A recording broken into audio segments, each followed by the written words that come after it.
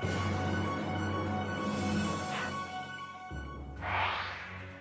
सरहदों की हिफाजत करते हैं।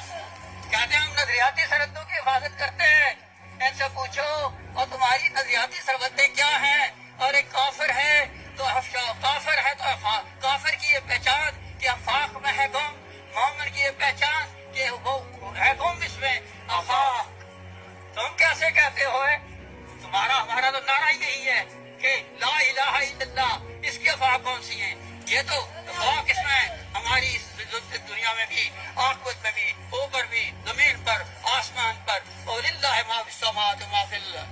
अल्लाह की ममलकत है, जहाँ जहाँ अल्लाह की ममलकत है वहाँ पर हमारा नारा लगेगा कि ला इलाहा इल्लल्लाह, ला इलाहा इल्लल्लाह। आप क्या कहते, क्या कहते ये दुनिया का क्या हाल है? बताने वालों को माँ, ये माल, ये औलाद, ये सब कुछ बताने वालों को ना को गवां, बाकी क्या है रहने वाली चीज? ला इलाहा इल्लल्लाह है। और वो ला इलाहा इल्लल्लाह आपको यहाँ लाया है, ये ला इलाहा इल्लल्लाह का दुश्मन है। और इसलिए मैं कहता हूँ, इसके बारे में बार बार कहता हूँ, अब भी कहता हूँ, नारा लगाने वाले कोई लगाए, आप पीपल्स पार्टी का एक ग्रुप या दूसरा ग्रुप या कोई लगाए, और जब वो कहे तो हमने हमेशा पाकिस्तान के अवाम का साथ दिया। भुट्टो को जब उन्होंने जेल में रखा तो मैं भी उन लोगों में से था जो जेल में चला गया था। मैंने अब्बाबाद जेल में तकरीर करते हुए, मैंने याया खान के जमाने में मार्शल लॉ के तहत भी सलाह होती थी।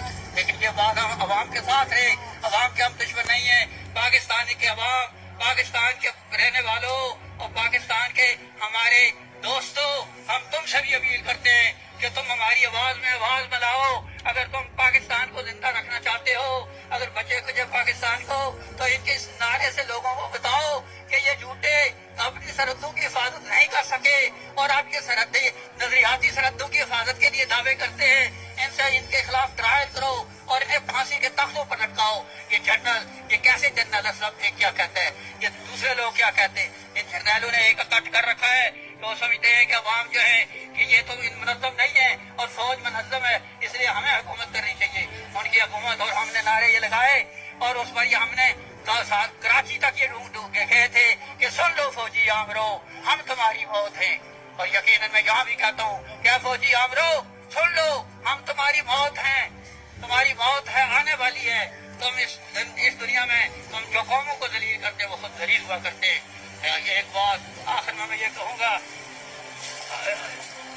कोई सवाल कर रहा हो आप कर सकते हैं मुझसे, कोई ऐसी बात नहीं है। कोई सवाल कर रहा हो इस बारे में, आजादी के बारे में, मुल्क के बारे में और पाकिस्तान हिंदुस्तान के बारे में कोई सवाल हाथ खड़े करके कर सकते, मैं यहाँ जवाब देकर जा जाऊंगा।